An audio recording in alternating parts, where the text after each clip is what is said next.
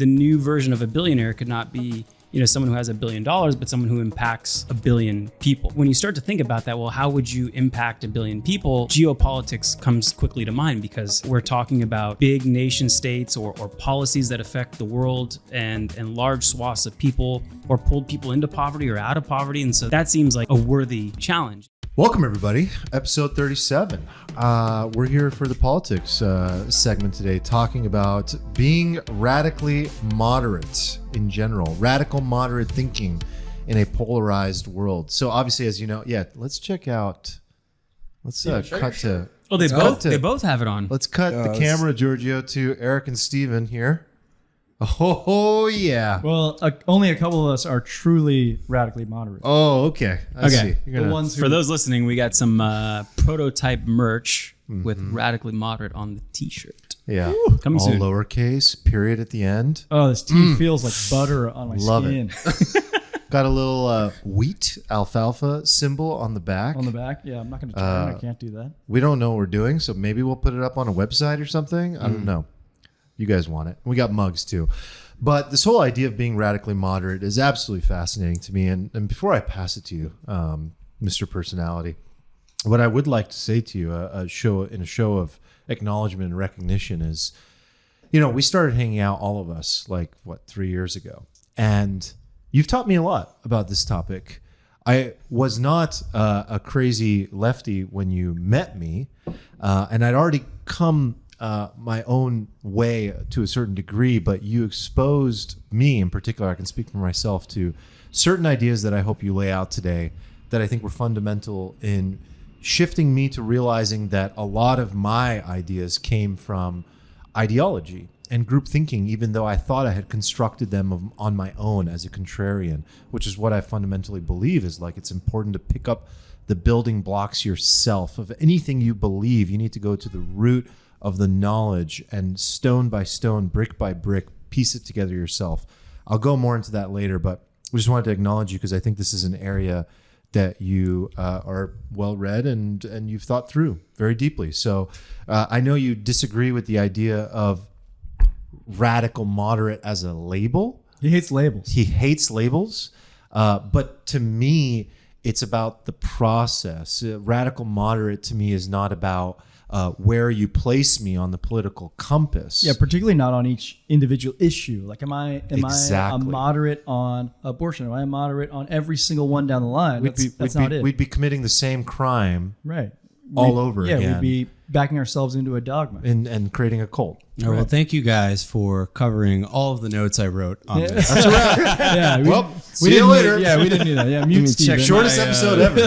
Let me check my notes here. Radically moderate does not mean having a centrist point of view on every single issue. It's more of a process thing. Wow. Right. Wow. Let's start there. Let's get to the nuance. Right, let me just throw all the notes out and improv it. Steven, just dig into the notes. Let's go. Kick it off. Yeah. So as you have pointed out, tagline's fun and everything. I don't really identify with it because as you said, I kind of hate labels. If people label me as something, I have a tendency to just relabel me as the opposite thing. Oh, but you would admonish me for calling you a contrarian. Well, that's another label. He hates it. As a definitely not contrarian. I have to be. How can you not want to be a contrarian about my contrarian label? Yeah. Anyway, contrarian is the go best ahead. label. I am a contrarian. I am too. I am, but I also don't like being pinned down on stuff. Right. I think that when you start labeling things, you start identifying with you start sort of outsourcing your decision making via your identity. And then that's sort of that's the first step to all independent thought kind of going to die. And I've always been kind of scared of that. Right. So my contrarianness is this built-in instinct to always bounce away from things that are known or definite or told to me, because it sort of prevents me from getting bogged down into dogmatic type thinking. But that's why it's a good label. and it's accurate, and you're defining what it means to be a contrarian right now. That was the definition. I mean, it isn't just taking, just for people to understand, it isn't, a contrarian isn't, I used to think it was just like taking the opposite side of the argument. That's not what a contrarian is. Contrarian is somebody who sees how easily they could be manipulated into one way of thinking and rejects that and chooses to create a belief system or ideas or come to a conclusion on their own, formulated through first principles. Like, that's what a contrarian is. Yeah. And being a contrarian in finance often makes sense because where the herd is, there's usually not a lot of reward because everybody has that position. Yeah, so the juice has been squeezed out of the orange. Yeah, and I don't know if the same thing exists in, like, say, politics. Maybe some elements of it do. But as you said, like, being a moderate is not necessarily like on all issues I am in the center. That's sort of like a different kind of polarization. It's like a polarization from being like overly confident and sure of yourself and I have the truth and I know everything, to just being like, I don't know, everything seems fine. I see it both ways, you know. And we do sometimes see that. It is important to see things from both sides. But you also, like, as you guys know, like I do stake out and defend positions from time to time, and like on the left and the right. Yeah, like it's funny because when Nick posted his political compass test, I retook it. And like I have drifted so far to the left, even over the last 3 years. When like we took it all together, I was the resident lefty before because I was the least right in the group. But now I am like full like. Well, hold on, just to be clear, you guys introduced me to this political compass test at Churchill 3 years ago, and when we took it, then you were like slightly left, and you guys were both like. I was still right. I was like one dot right of center. One dot. Oh, you were, but I thought you guys were like dead center, and he was like slightly left, and I was like just a little nudge to the right. Like we're all very moderate on that, like left, right. We thought he was going to come out. Steven was going to come out far right. We thought he was going to come out right of us, but we actually ended up. Let's be specific here. Yeah. So the political compass has two axes, right? Mm-hmm. Two spectrums. The left to right is not the typical that most people would imagine. That is the typical. It's the liberal versus conservative on left right. It's measuring economic disposition. Like I thought that was, it's both. It's both. So the political compass is it's. No, I know it's both. I'm just saying what the left right measures, and the top down measures like authoritarian versus libertarian. Right, but that's not economic or social. No, like they're it's just like literally just left versus right, like on the political spectrum that we're used to, and then it incorporates also this vertical axis, like you mentioned, which is authoritarian at the top and libertarian at the bottom. My interpretation was that the left-right is very similar to what we're used to, like the framework being liberal conservative, which is too narrow of a framework. Is the x-axis? That's not my interpretation, but it doesn't matter. Okay. Like it's important to point out because like we're sort of I guess I'm not really a moderate anymore. But I still feel like I am. But like we're all not really moderate at all in terms of the authoritarian libertarian axis. Sure. Yeah, we all landed libertarian. Not like very libertarian, but we skew slightly libertarian. Armand was the one exception. He was like further than all of us on the libertarian. Well, let's talk about this process. Let's talk about what this really means, which I think is the most interesting part of all of it. It isn't meant to be a unique identifier. Being a radical moderate is not meant to say we are so radically moderate and centrist in our thinking. It is really, I mean, again, you were kind of describing it. I'm just going to add some more color to it. It's the ability to bounce back and forth based on topic to topic, issue to issue, constructing and formulating an argument and opinion based on the situation and the information and the data available. And of course, most importantly for most people, your own personal reality, your environment, because that's what you're voting for in politics. There's nothing wrong with like voting your personality. That's the whole point. It's meant to be representative. And I think this is what so many people get wrong, that there's a right answer to this whole equation. There's no fucking right answer. Yeah. The right answer is that everyone's voice should be heard, and a system in which the maximum number of voices are heard and have a seat at the table is the best form of democracy. What you just said hit my palate just so perfect. It was like caramel sea salt combo. It was delicious. It was perfect. And I think like we've already touched on it, but the idea that like you don't have to be in the center, you don't have to be the left, you don't have to be right, you don't have to be up, down, whatever. It's just the idea that you don't assign yourself to any dogma. Right. Like you assign yourself to this idea that you can be anywhere on the spectrum at any point in time, on any topic, on any issue. Yeah, maybe you have this reason to feel a certain way about abortion. It's completely fucking okay. Sure. And yet you might take the complete opposite take on executing fucking criminals, you know? Right. Death penalty. Death penalty. Yeah. I think the best way to describe this process is to describe what it's not, because, I think on your podcast, you asked me like, are you Republican or Democrat? And I said, I'm non-dogmatic, because the worst way to build a worldview, the worst way I could possibly think of to build a political lens in which to view the world is like, pick a tribe and then just let them do the work. Blankly take, whatever perspective is pre-described and apply that to like your own thing. That has to be like the worst possible way to do that. What percentage of people is actually that? Because it's got to be the everybody majority. That's not listening to the Alfalfa. It's got to be the majority of people. The majority of people just say Literally. like, I'm Republican, I'm Democrat, and Yeah, they're like, what team am I on? Can and I then just they're say, like, what is the team doing? What is the team doing? Okay, to me, this is the most. I want to get really to the fucking root of this. Get to it. I'm getting excited. To me, this is the most important thing we four represent. So Literally, this is podcast my why. episode is the most important topic we've ever discussed. And I really want to get into this, because it's like there is nothing more important to me than this in terms of our vision, in terms of our ethos, in terms of the culture we're creating and putting out into the world. And by the way, allowing and wanting so many other people in our community to help us formulate. Like the entire rest of the world as we've seen it. I mean, Stephen, you came up with this kind of title, Radically Moderate Thinking in a Polarized World.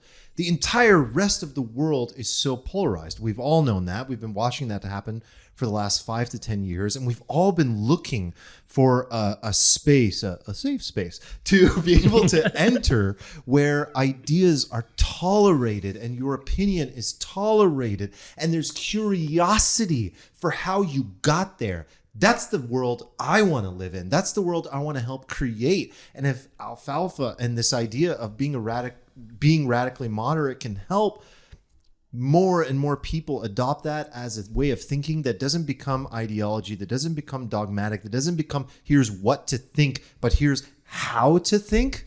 I've succeeded. Bingo. We've succeeded by doing And that. this is something I've seen in the Discord, and props to everyone in there and in the discourse we have, because we do talk about some very touchy subjects, from race to guns to where you should put your money, but mostly some touchy subject. But everyone gets along pretty well because, and I've seen this trait in some of the best entrepreneurs, because there is this primary focus, which is to find what is true and not to defend your tribe. Like in most political discourse, the default is, well, I'm going to defend my tribe and defend my dogma, rather than saying, well, what is true? And so if someone gives you an alternative point, I think our community and some people lead with curiosity, like, well, why do you think that?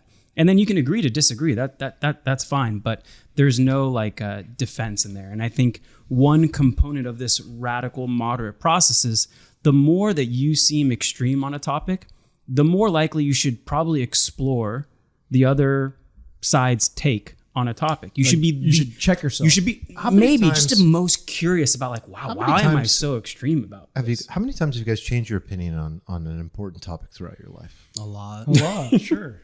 Yeah. So this is what's so fundamentally flawed and funny to me about standing up for an idea. It's like, you're going to change your mind in like a year, bro.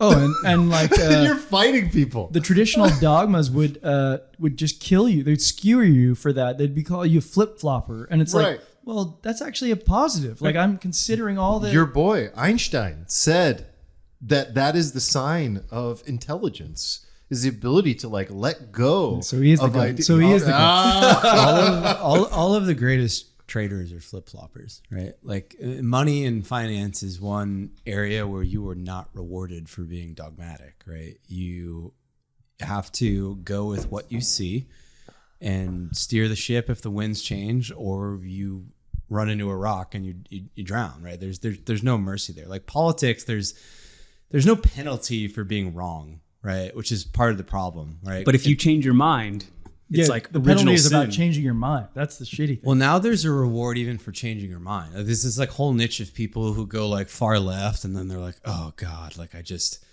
saw the light." And Now I see the realized that light. Yeah, the far right is actually correct. And then everybody's like, "This guy's a grifter." But then that's also a strategy in politics, because you're never held to account in politics or economics for your decisions, right? You can just be perpetually wrong your entire career, and there's no. That's why like finance is a beautiful thing, because ultimately you got to put your money where your mouth is, and there's like a scoreboard, and the scoreboard runs out. It's your chips, and then you don't have any chips, and you're done. You're out of the game, right? But we don't have that in politics. You can spend your whole life kind of grifting and just not standing for anything and just whipping up people, and you can survive. So it's no surprise that it produces like crappy outcomes, because bad players can stay in the game for a long time. And to build on something Armand said, like, I think one of the main things that people have to like readjust their framework on is that people go into politics, or they think about politics, or they debate politics, and they're like, this idea is right, this idea is wrong, this person is good, this person is bad. Like the reality 95% of the time is that there is no objective good, there is no objective evil, there is no objective right, there is no objective wrong. There's just people. I'm sorry. Can I jump in, because I think that's an important point? It's 100% of the time. Nah, I would say there's some things that are objectively No, if you bad. really want to zoom out. Okay, let's not get all nihilist. Let's like No, that's not nihilist. I That agree is with Armand, but like I don't want to get the lost in nature the weeds. of reality. No, We're important. It is an important I thing to argue disagree for. with this take, though. So if I start arguing with you on this take, this whole discussion is going to go. We get totally fucking different derailed. Okay. metaphysical. I don't want to go into murder. direction. Okay, Let's not derail. Let's leave. Let's just stick with the point that 95% of what we talk about cannot be objectively defined as good, bad, evil, right, wrong, right? So what you have to readjust your framework is that like people are not bad or evil or good or like right or wrong. They're optimizing for different outcomes, right?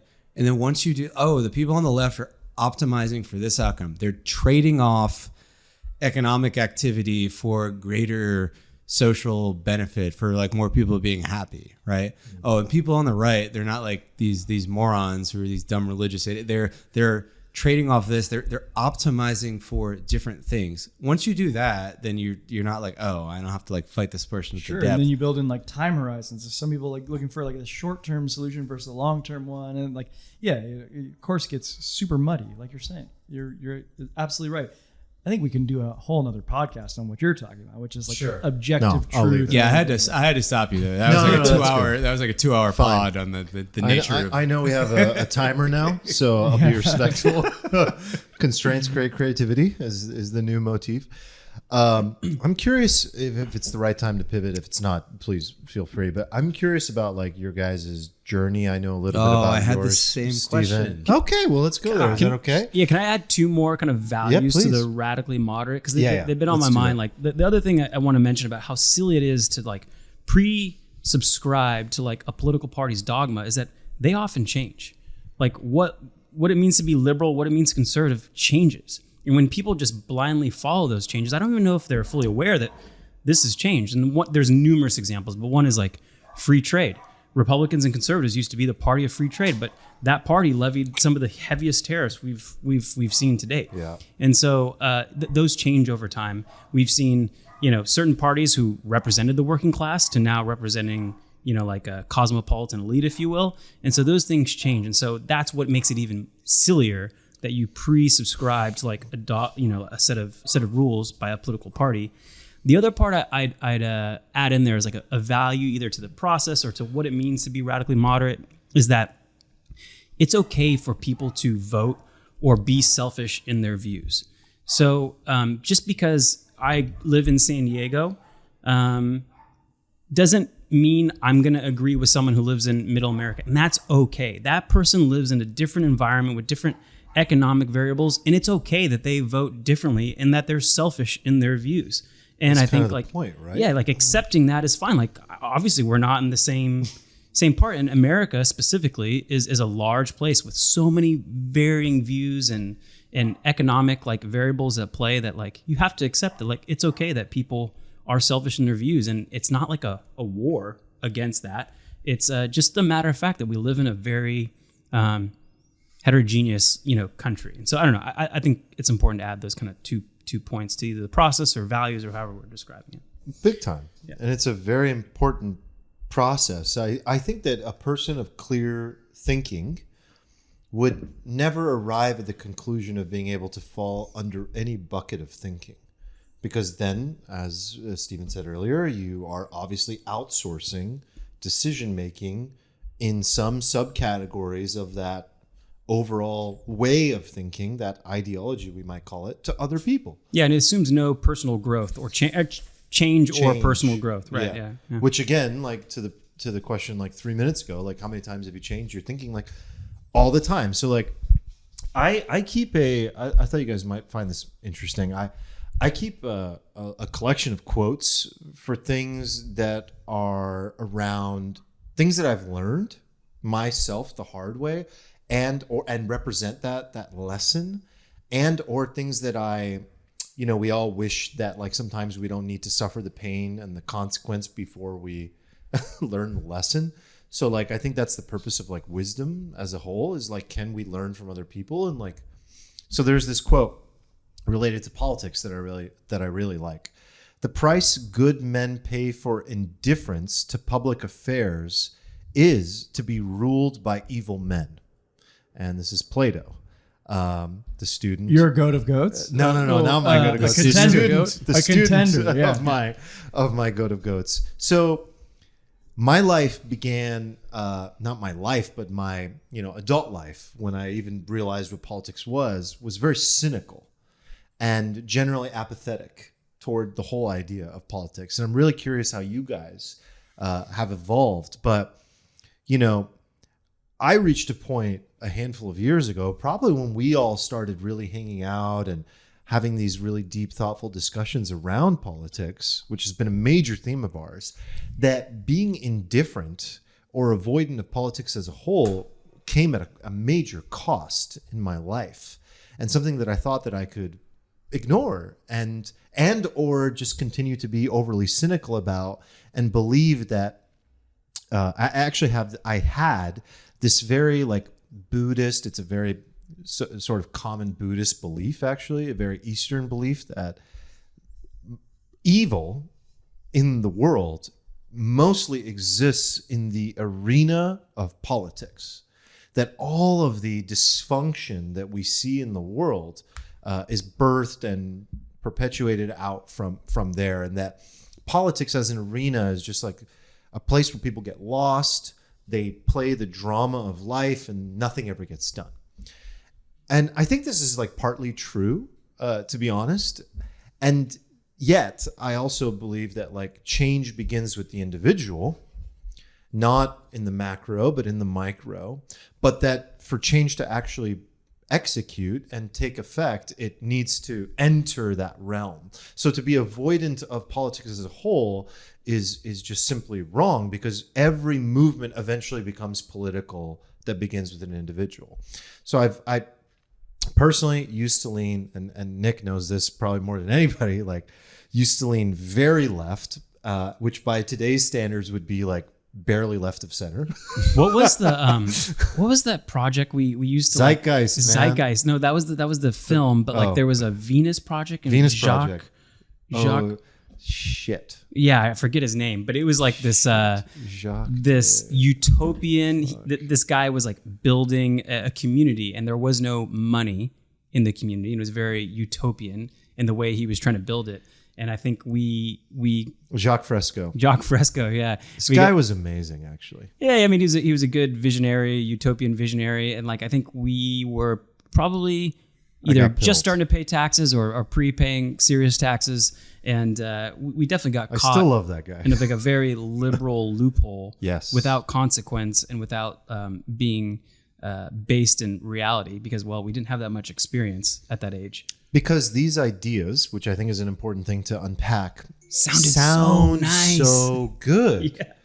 But in practice, these ideas tend to fall apart, which is something that I think, thank you, Stephen, for exposing me personally to Thomas Sowell, who made that come to light. It was like this simple axiom of like, that which sounds good does not always amount to things that act out in the most like positive, harmonious, rational, logical ways. So I was personally a very like socialist, believed in equality, but didn't really understand the intricacies of equality and didn't understand the difference between equality of outcome and equality of opportunity. And it was just being young and naive, and you grow and you learn. So to me, being a radical moderate is not this position on a map or an outcome. It's the process of thinking. But yeah, I'm curious where you guys... My journey was like the catalyst was you three, honestly. Because I like between a spectrum of caring and not caring, I was clearly not caring about politics in general. And the idea behind that was like, am I going to expend my own energy to like give a shit about politics when instead I can expend my energy to best position myself within any framework that exists? And I think that question is still valid. And I still kind of land on a place where it's like, regardless of what politics is doing, I want to be okay with my loved ones and my people and myself. And I think that's probably the best way. And instead of looking at others, I want to look at the mirror, like I want to look at myself and be like, okay, so, what can I do? And my dad is constantly kind of nudging me a little bit. And he's this like hardcore lefty guy, but more than that, he's just saying like, you should give a shit.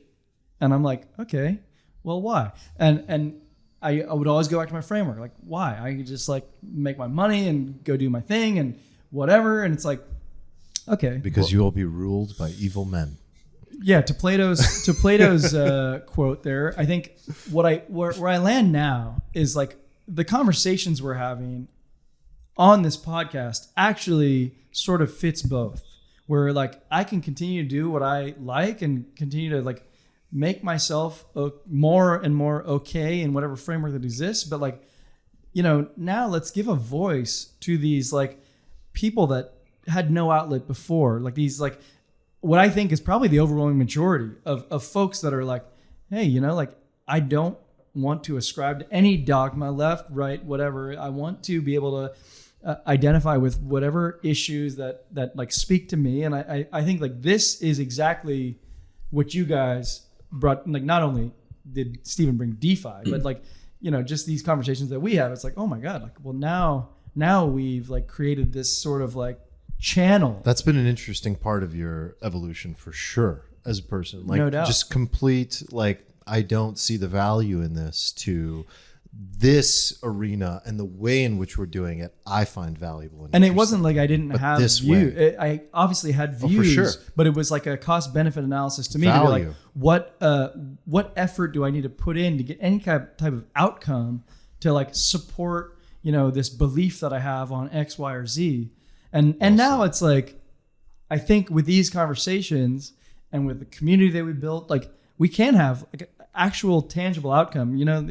Our community is small, but it's pretty rad. I have a question for you. Does it help for you to differentiate, if you do, between politics and policy? Because like politics can sometimes feel soap opera-ish, like just parties and elections and all the drama that comes along with it. But do you differentiate between policy and politics? Because like I do find one kind of more impactful, a little more cerebral, and less, kind of like the day-to-day blows of like two political parties battling it out. Does that come into play at all? Well, I certainly never enjoyed the pageantry of it all. Like, I think there's like for me, a better way to think about it, which is the theoretical versus the tangible. You know, like we can actually affect change, the four of us, by talking the way that we do with other people that like align with that, and they're like, oh my God, me too. And then like now we create this groundswell, and that actually creates change. My dad is like, his version is like, you believe in this thing, you email your congressperson. I'm like, that guy's not gonna read shit. Like, what are you gonna do? You're gonna like hold a sign on the corner? Like, that doesn't do anything. And you're so freaking adamant about this thing. It's like, you're not doing anything.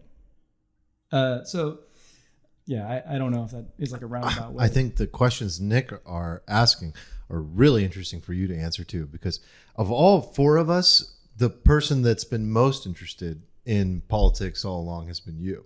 Where does that come from, and what's the story? I heard this. It's probably going to be even very new for me. It might have been like a quote from a friend that probably took it from somewhere. So if someone's heard it before, feel free to post it. But like the new version of a billionaire could not be someone who has $1 billion, but someone who impacts a billion people.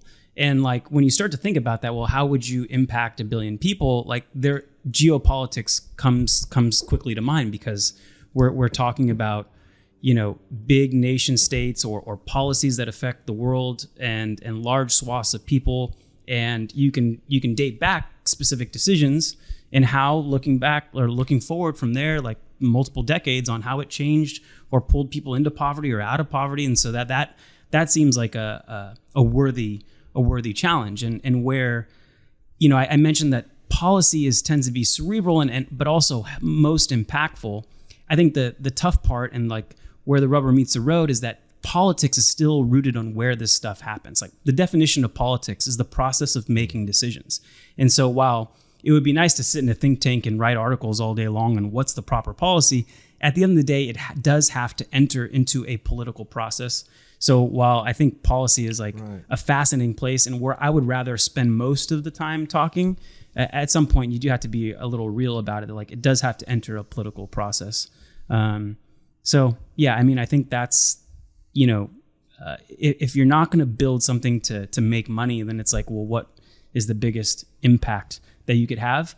And some of the geopolitics stuff is like fascinating because like they're not simple winner loser games. There's this idea of like strategic conflict where you're battling, another nation state on 7 dimensions, but you're also trying to be completely aligned and peaceful on 2 or 3 others. And that makes it like a Rubik's Cube or like 3-dimensional chess, which is fascinating on like a personal level, but also potentially impactful on like a global level, I think. Steven's been interested in politics just as long as Nick has. Yes. I mean, that's where we reconnected again on that thing. I took offense to that comment. Oh, you want to be the goat of politics? I don't want to be the goat of politics. I have a strong interest in it. Okay, fine. But he was the future senator / president until Eric and I know why. But no, that's a good example because Nick and I are a good example of that split between politics and political thinking. Mm-hmm. Like I was never of the type to join like organizations that Nick belonged to. Yeah, but I include Steven. Yeah, I'm sorry, Steven. I love the policy elements of it. I love the cerebral aspect of it, but like I hate the blood sport human interaction of it because I think it's like stupid. You are a pro-choice lib. I would like you to talk about how you got libertarian.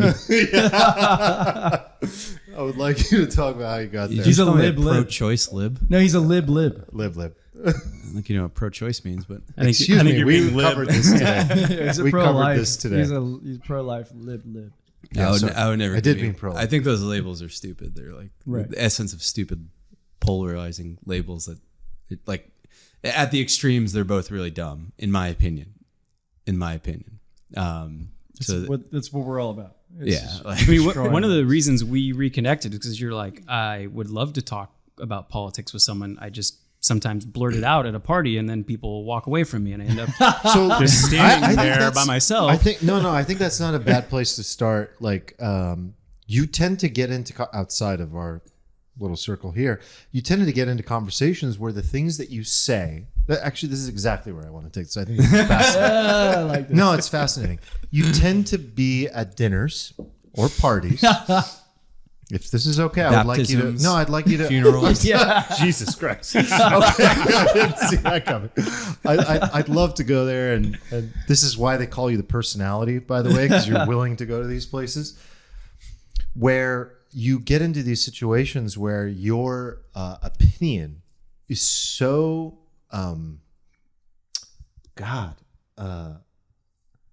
it's so. Fuck, I need the right word for this because it's shocking, but it's really just shocking to people that a person like you can hold these types of opinions, and it puts people in a place where they fundamentally question themselves. Is like, you might be sitting with like a table, back to our racism episode, like you might be sitting like at a table with a group full of like mixed race people or white people or whatever, and you come out with some opinion, some political stance that is so fundamentally different than anything they've ever heard, that just hurts their brain so much that what they do is they immediately, based on stories I've heard secondhand and maybe a couple times firsthand seen, that they just shut you down and they don't want to listen to you. How do you feel about that? What does that represent to you when that happens? I mean, I get it, because most people don't think deeply about things. They sort of like attach an identity to a position. Humans are tribal. We're designed to use like heuristics. We're designed to be like these group creatures. We don't like to expend all of this brain power thinking about stuff. And I get it, because it is quite the drain on you to actually have like opinions on all of the stuff that exists in the world, and then like have a job and have a family. It's just a lot. So I get why people do it. The problem is that like most people should just take a step back and be like, I don't know. You know, I kind of feel like this is my instinct. I lean this way, I think, but I don't know. But people don't do that. People don't like to not know things. They like want to have a strong view on things. They want to be on a side. So they commit to a side, they join a team, it becomes a part of their identity. And like whenever you're arguing with somebody, like you're never going to argue with me about politics. I'm going to be like, just swear at you and be like, you're a terrible person or something. Like I would never I've never seen you do that. Yeah. Yeah. Because like my identity is not wrapped up in the, like they're just policies to me. That's how I can be like a person who does that generally does not know what they're talking about, so they resort to ad hominem attacks. And that is my experience, right? Like the more emotional somebody gets, like if you are truly so zen about something, you know everything about, it'd be the equivalent of like if like a 4-year-old walked up to Nick and was like, your face is stupid, and Nick was like, the fuck do you mean my face is stupid? Your face is stupid. You suck. You're like 3 feet tall. You probably don't. And he's just like, have you ever even had sex with a girl? And we'll be like, 3 feet. We'll be like, yo, Nick, it's a child. Like, why did you get so mad? Like, what? It's like that. What's that saying? Like the lion doesn't concern themselves with the opinion of sheep. There's like a truth to that. Like when you like are sure of something, right, and you are into the idea of it, you're into the idea, you understand like the nuances of it. It's not a part of your identity. You're detached from it. Somebody can attack that, and it's not like they're attacking you. But most people don't realize like how much these ideas, like they're like a part of them. So when you attack the ideas, you attack their identity. They often don't understand the ideas to the extent that they can sort of dispassionately argue them. So it becomes an attack on them, and they grow angry, they grow irritable, they get mad at you, they start doing the ad hominem thing, like you said, and then it's just like it's sort of over at that point. The best example of that, and I would kind of recharacterize his views as not necessarily like shocking, but piercing. In particular, some in the inconvenient truths. I've been part of some of the discussions. I think it was around George Floyd time, and Stephen rattled off some Department of Justice arrest record stats, and they don't sound nice, and they are often an inconvenient They're truth. inconvenient. They're But they're inconvenient. shocking in the sense that, not to defend the word shocking, but Right. they shock me at times even, or they did, because they're so outside of the norm of thinking for the group that you would think that Stephen represents. And that's a hint that you're on the right track. Right. Like Right. where you get in that uncomfortable, like, well, I didn't know that, but it doesn't feel comfortable. But Exactly. Well, I've noticed that most people I talk to, I take the form of whatever the opposite of what they are. So if I talk to liberals, most of them think I'm like very right wing. And if I talk to right wing people, they think I'm like super lefty a lot. And it's because like they sort of see what they want to see in me. And I do have like, I'm very all over the place. I'm very like heterodox, right? Like I do lean left, but like most people are like, I am economically conservative and socially liberal. Like I'm like the opposite. Like I'm one of the only people in the world who's like That's so rare. socially like conservative and economically liberal, but then I'm also not religious. Like so I feel like I'm on my own island sometimes. And that's not to say that I identify with like super right wing Loves being on his own social But actually, culture, that's but an interesting point you brought up, that none of the four of us are actually religious at all, maybe, right? Like, No. I don't think that's even a part. I don't think anyone here is But religious, right? I see the value of religion. Sure. Like I really Sure. do. I do. I'm not Two going different things. anti-religion. Yeah. I'm just No. I'm just Right. sort of apathetic to it. Agreed, but Not does going to it, write a book like Dawkins, Why Religion Sucks. can I ask a question? Does it, if you are very religious, does it preclude you from being on a radical, moderate process or Oh, path? God, no. No way. Please, no. In my experience, the more radical people are the non-religious people. That's anecdotal, but like, That doesn't sound right off the top of but like, my head. but you are. I think when most people say that, they're thinking of like the Westboro Baptist Church. They think of these like caricatures of like. I just kind of- think we're talking about mutually exclusive things. Okay. Yeah. Can I say something interesting? I think this is kind of cool. It's like Stephen brought up this mantra that most people ascribe to, which is like, I am socially liberal, but I'm fiscally conservative, Yeah. right? And I think that's how I would describe myself. That's how I would have described myself probably throughout my entire life. You know, like a lot of these like social issues, I'm left on, but you know, like I do believe in sort of like fiscal conservatism. Okay, sorry. Let me just keep going. Yeah. I think like where I want to take this is that like I've noticed a change in myself where like I've actually reverted a little bit back to the other side where I'm like, I'm going fiscally liberal in a way because I'm noticing that like the purer forms of capitalism aren't working for a swath of people. And this goes back to, I think it's something we talked about on when Stephen was gone. It was the three of us. And I mentioned there's policies that exist that are net positive, but ignore a group of people. And when you ignore a populace, it doesn't work anymore. Like it actually is broken. And like now I'm noticing like, you know, things like free trade, things like globalization, things like that are leaving out swaths of the American populace, and they're not participating in this prosperity that we're all experiencing. It's like that actually is broken. It's not net positive. It's actually dead. It doesn't work.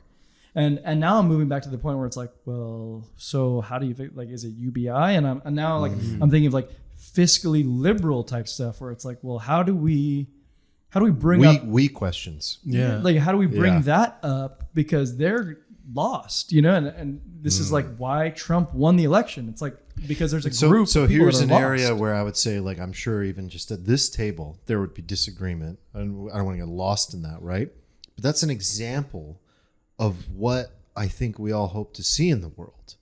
Yeah, it's like radically moderate. in That would I'm be like, radically moderate of me to disagree with you and for us to debate that idea to end up at some sort of good Sure. outcome. And for me all. to go from like being a conservative fiscally and now being like, wait, well, hold on. Precisely. You know? So yeah, it's just like radically moderate in a way where I'm like, well, maybe I'm evolving and changing in that way. Precisely. Yeah, like when I was younger, I wholeheartedly. Weren't you a Marxist? I don't know if I went that I was far, but almost I was. a Marxist. I mean, I used to debate people in I college. grew up in a very that. like kind of conservative religious household. I rebelled against it. I went to college, thought I discovered all the answers to the world. All religion was stupid, blah, blah, blah. You know the story. And then I got out, I went full libertarian, and I was like, oh, this is the answer. And then like eventually as you get older and you kind of experience a lot of stuff, do you have a Ron realize Paul things are not face?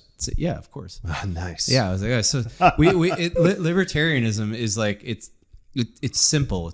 It makes sense because of how simple it is, right? But The like, world doesn't function. Yeah. And like when I was younger, I was very on board the leftist social cause, right? Like I was like, oh, being like culturally left is obviously the best thing, right? But as I've gotten older, like I think it's like getting to the point where a lot of it is kind of like crazy. And because like I'm not like I am a Democrat, I'm just like I think these things, I think these principles, right? And so it's totally fine to me that I've shifted, right? Because like I totally believe when I was younger that Republican economic policy was good and Democratic social policy was good. And now I think oddly enough they've completely flip-flopped. And I would, argue pretty passionately about that from like a point of reason, not a point of identity. But I think if you are like, I am a this, it's like, I forgot who was saying it earlier, but if you're like, I am a Democrat, right? Then you're always bound by whatever the party tells you to think. It's sort of almost Orwellian in a way where like, this is what you believe and you will go with these to the point where we're just making up we're just redefining language at a certain point and you go along with it. To be empathetic, we have to understand that people love outsourcing their thinking, not just because they like outsourcing their thinking, but because they love being part of a group. That is such a fundamental part of being a human. Tribes, we talked about this, in the racism episode, ironically. Tribes make up human reality to such a degree. Like to have the feeling that you belong and that everyone around you. To give an example, when we lived in, I was like, who here lived? When we lived in San Francisco. You and Eric. Holy shit, man. I had one way of thinking and that was it. And to step outside of that would have been like, you're right. You might as well hang me in the town square. I only noticed. Like that's the level. No. That's not a joke. I remember this one I've conservative guy at Google. San Fran. I remember this one conservative guy. He was viewed as a Nazi, man. Straight up. And he was just like a little bit right. It was crazy. It was crazy. So I outsourced my thinking at that time because it was convenient and I fit in and I felt like I belonged and it was only natural. Sure. And the same thing happens regardless of where you are. So I guess my little like thing would be to have a moment of self-awareness of like, if you're living in the Bible Belt right now, like have a moment, like think about that. If you're living in like Amsterdam, have a moment, think about that. Like that is probably a big reason why you think the way that you do. And outsourcing that just for the sake of inclusivity. Did you only see it when you left San Francisco? Because when I left, I was like, oh my God, this is stark. I saw it while I was there. I accepted it. You know what it took me? Wholeheartedly. When we went to Boulder, Colorado, and then I saw a city or like a vibe that was way more left than San Francisco. I was like, these people are crazy. Right. I remember that. And I remember that. Yeah, so I think that was my like catalyst. It was like an eye opener. Oh my God. All right, so we're all going full lefty. I think that's a good place to end it. Anything else, Phyllis? It's good. I mean, I could. There's a lot of different angles on this. Like there's so like much. media. There's like how you consume. Well, let's save a media episode for agreed. a whole nother episode because I think that is a topic. Stephen the Time Nazi looked at me twice, and I know we're getting to our time limit. I guess like final takeaways for people is that like we do believe in, I guess a lot of what we think is like being open-minded and sort of emotionally detached from things to be able to take a step back and always evaluate what you think and why. Like a lot we take for granted a lot of the stuff that we believe, and we don't realize like how paper thin our beliefs are sometimes, and how much what we think is like conviction is actually just we've heard a thing repeated super frequently by a group that we identify with, but that's not the same as like truly believing in or understanding like a particular point of view. Well said, bro. I think of this as one of our like pillar episodes. It represents like a unique way of thinking. There might be 10 of these ever. So if you're listening and you enjoyed it, share it, and tell your friends all about it. Yeah, and if you identified with this, like if you listen to this and you're like, oh my god, like I think these things, but I had this one conversation one time and a girl cried and I felt really bad about myself. It's not something that's ever happened to me, but like there are people out there. Like I was checking the stats on this, like 37% of the country identifies as moderate.